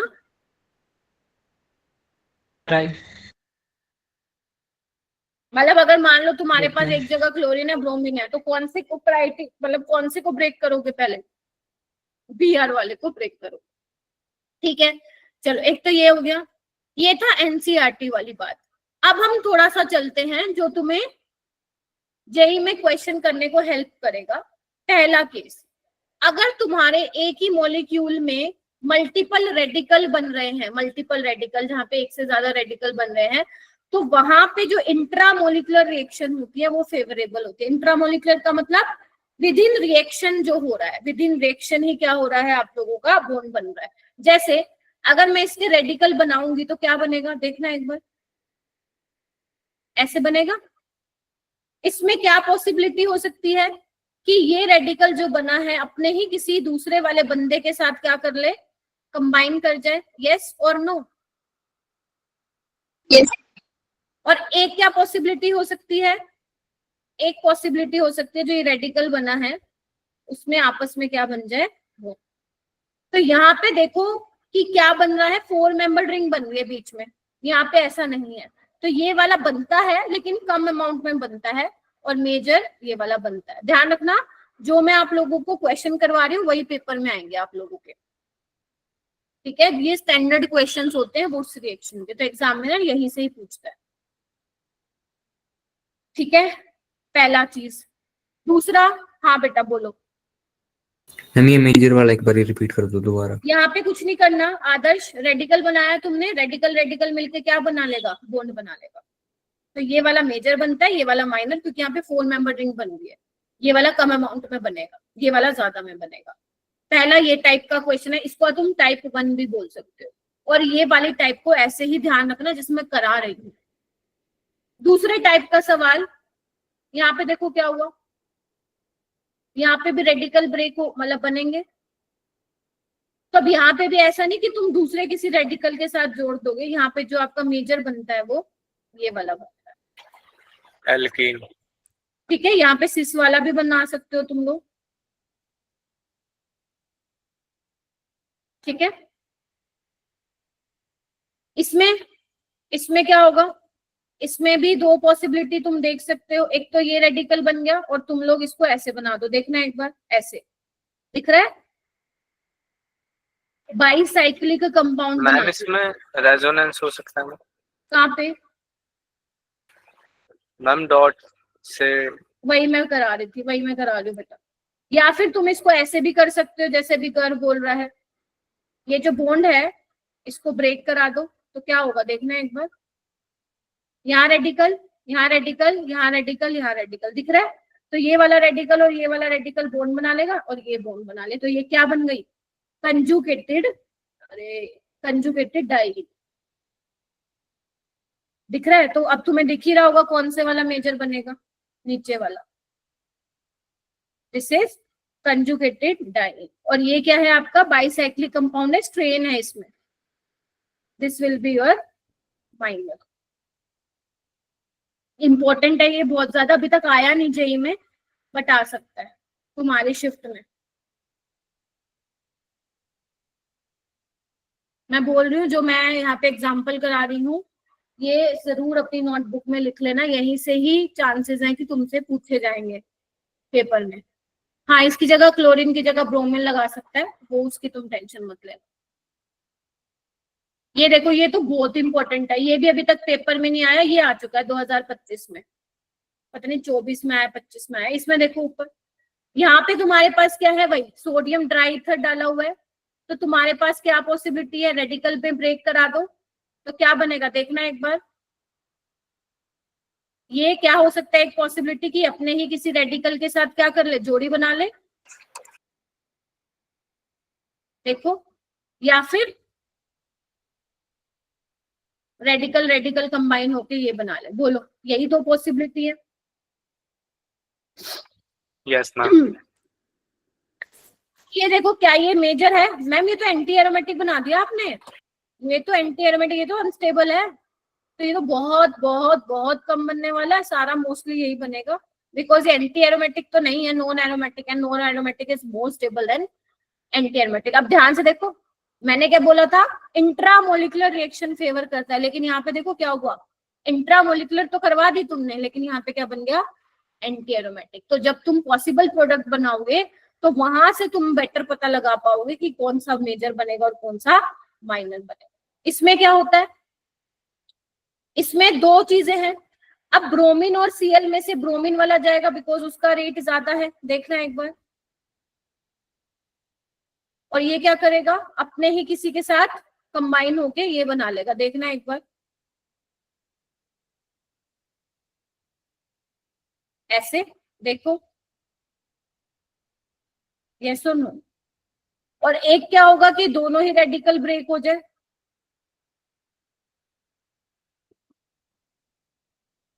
तो क्या बना लेगा ये, तो इसमें जो मेजर देखने को मिलता है ज्यादा अमाउंट में, वो ये वाला देखने को मिलता है, और थोड़ा सा अमाउंट में ये भी मिलता है। और जो तुम्हारा जेई 2024 में आया था उसमें उन्होंने ये प्रोडक्ट बनवाया था तुमसे। अब कहोगे मैम ये क्या बात हुई, क्योंकि उन्होंने आगे ग्रिग्नार्ड रिएजेंट की रिएक्शन करवाई हुई थी, तो अगर तुम्हें जब मैं पढ़ाऊंगी ग्रिग्नार्ड रिएजेंट तब मैं ये सवाल भी करवा दूंगी, क्योंकि ग्रिग्नार्ड रिएजेंट के साथ, ग्रिग्नार्ड रिएजेंट अगर तुम्हें बनाना है तो तुम्हारे पास यू हैव टू, आपके पास क्या होना चाहिए, एल्काइल हैलाइड होना चाहिए, और वो तभी आएगा जब तुम ये वाला प्रोडक्ट बनाओगे। तो ये बनता बेशक माइनर में बनता, बट बनता तो है, बट मेजर ये बनता है। तो तुम ऑप्शन को देख के पता लगाओगे उसमें क्या पूछने की कोशिश की, क्या नीचे वाला, मैम नीचे वाला, नीचे वाला, मैम ये मेजर क्यों करना चाहिए? क्योंकि जो इसकी एक्सपेरिमेंटल यील्ड है वो ज्यादा देखी गई बेटा, इसीलिए।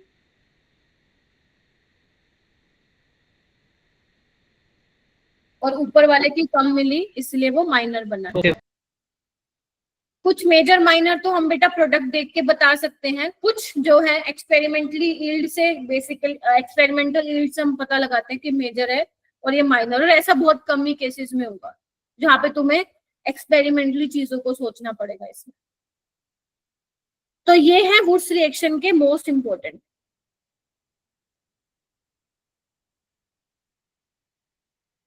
अगर सीएल एडजेसेंट लगे होंगे तो क्या करोगे, रेडिकल बना के,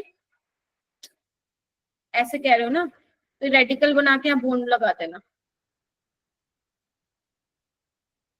ये डाई सब्स्टिट्यूटेड वाला केस बता रही हूँ बेटा मैं, ट्राई वाला नहीं करना।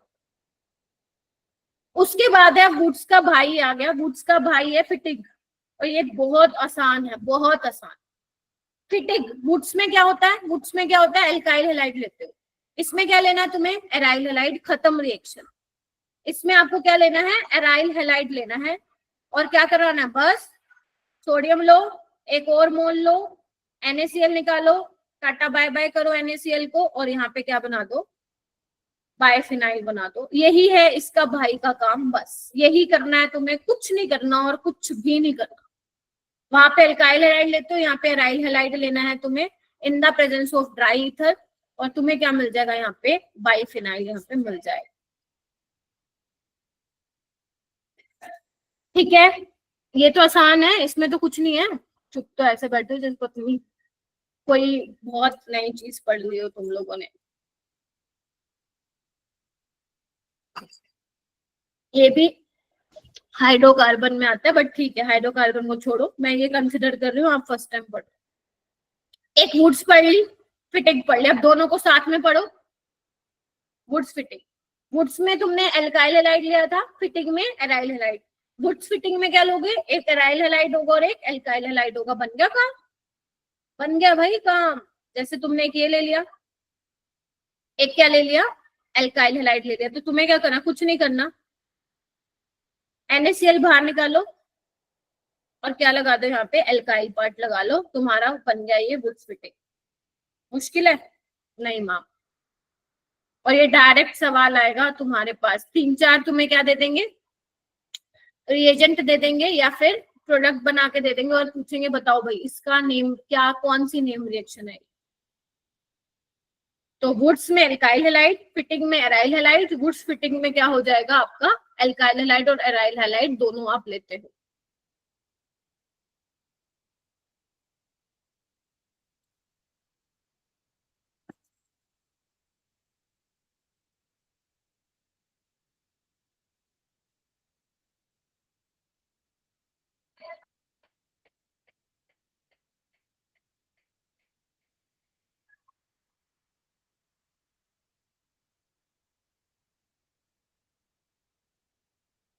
मैंने एक बार फिटिंग वाली दिखा दी, फिटिंग वाली दिखा देंगे इंजेक्शन। कृतिका, जो आप नोट्स बना रही हो वो मुझे मेरे ग्रुप में चाहिए, आपके पर्सनल ग्रुप में, जिन जिनका मैं नाम ले रही हूँ वो बच्चे मेरे को ग्रुप में भेजेंगे जो तुम नोट्स बना रहे हो, ठीक है।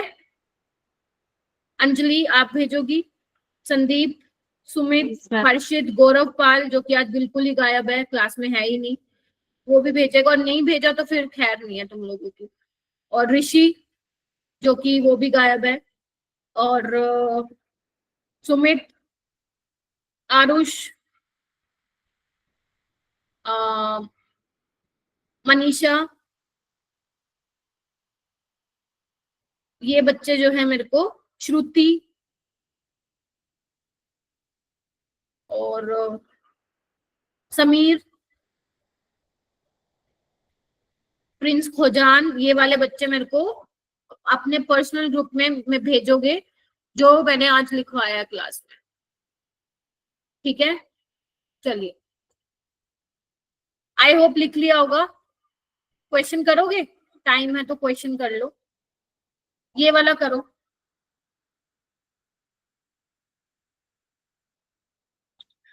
आज मैं तुम्हें PYQ दूंगी, कोई बात नहीं, मेरे को सब चलेगा। मैं इसको पूरा लिख देती हूँ।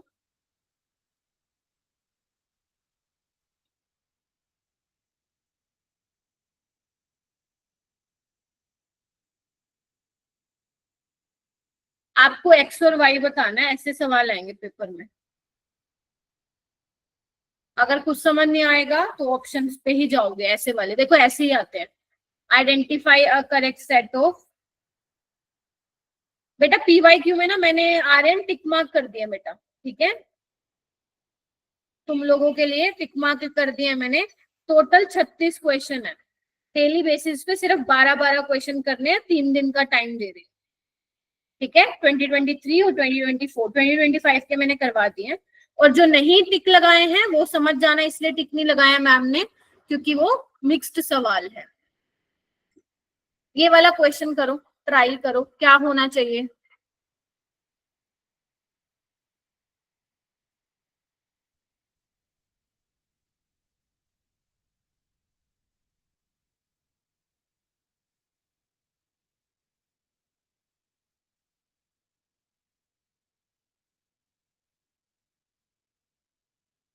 वेरी गुड, सारे बच्चे ट्राई करोगे।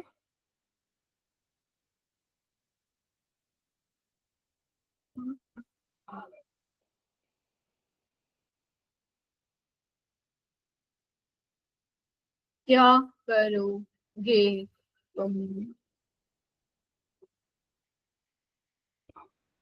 क्या लग रहा है आदर्श जी, आपने हैंड रेस किया है?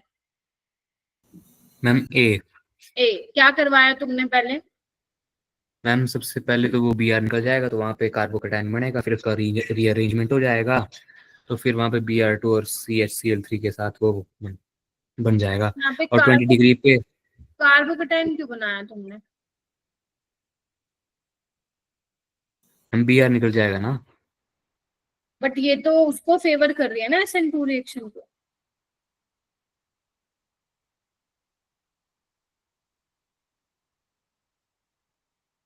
प्राइमरी एल्काइल हैलाइड है ना, तो ये रिएजेंट आपका क्या करा सकता है? माना कि water is a polar protic solvent, but SN1 नहीं कराओगे इसमें, SN2 होगी यहाँ पे।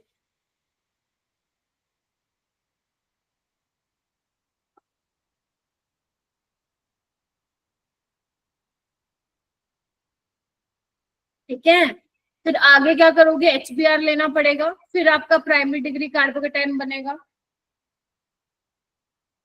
तो यानी कि एक बेस्ट अप्रोच नहीं है। तुम्हें क्या चेक करना होता है जब ये वाले सवाल आते हैं? तुम्हें बेस्ट अप्रोच फाइंड आउट करनी पड़ती है कि what would be the best approach. किसी को पता चलिए बेस्ट अप्रोच क्या हो सकती है? हाँ जी बोलो। हाँ प्रिंस। मैम अगर एल्कोहलिक डाल के अगर डबल बॉन्ड बनाने की कोशिश करें तो? क्या अल्कोहल अगर क्या बनाने की कोशिश करे? मैम मतलब अगर जैसे डी ऑप्शन में एल्कोहलिक वाला है तो उसमें एलिमिनेशन रिएक्शन करवा सकते हैं। वेरी गुड, हाँ करवा दी, बिल्कुल मैम ठीक बोल रहा है प्रिंस। हाँ फिर मैम उससे डबल बॉन्ड आ जाएगा, फिर अगर मैम उसमें HBr डालेंगे तो लेस हाइड्रोजन वाले पे Br आ जाएगा, तो बन वेरी जाएगा। गुड, बिल्कुल सही। तो आपको यहाँ पे जब भी रिएजेंट वाले सवाल होंगे, आपको वहां पे बेस्ट अप्रोच फाइंड आउट करके वहां पे आंसर मार्क करना है। तो यहाँ पे पहले एल्कीन बनाओ, HBr दिए हुए हैं, जो तुम्हारी भाषा में तुम बोलते हो कि मार्कोनिकोस, लेकिन वही स्टेबल कार्बोकेटाइन यहाँ पे बनेगा। और यहाँ पे क्या लगा दोगे तुम लोग? ये बना दो। तो अगर मुझे चारों में से देखना पड़े which one is best approach, fourth वाला। यहाँ पे तो बनेगा ही नहीं, क्योंकि Br2 तो क्या करेगा, फिर 2 Br लग जाएंगे, वो तो हमें चाहिए ही नहीं। तो इसीलिए फोर्थ ऑप्शन क्या होगा इसका करेक्ट होगा। ठीक है, ये 2 क्वेश्चन घर पे करके देखना, ये आसान है वैसे, जो भी मैंने तुम लोगों को करवाया भी था शायद ये वाला। ठीक है, बेंजाइलिक हेलोजिनेशन करा देना और वाटर के साथ फिर रिएक्शन कराना, तो देखना क्या बनेगा। ठीक है, एक बार ये करके देखना बेटा ट्राई। एक ये वाला क्वेश्चन, ये उसमें भी मैंने मार्क कर दिया वैसे PYQ में, और एक ये वाला क्वेश्चन। ये अगर तुम कहोगे मैं लास्ट क्लास में, मतलब नेक्स्ट क्लास में तुम्हें करवा भी दूंगी, क्योंकि ये काफी अच्छा क्वेश्चन है, बहुत अच्छा क्वेश्चन है। इसको एक बार तुम ट्राई करना, नहीं तो मैं क्लास में करा दूंगी, वरना इसको अपन डाउट सॉल्विंग ग्रुप में सॉल्व करेंगे। जो बच्चा मुझे भेज देगा मैं सॉल्व करके वहां पे भेज दूंगी।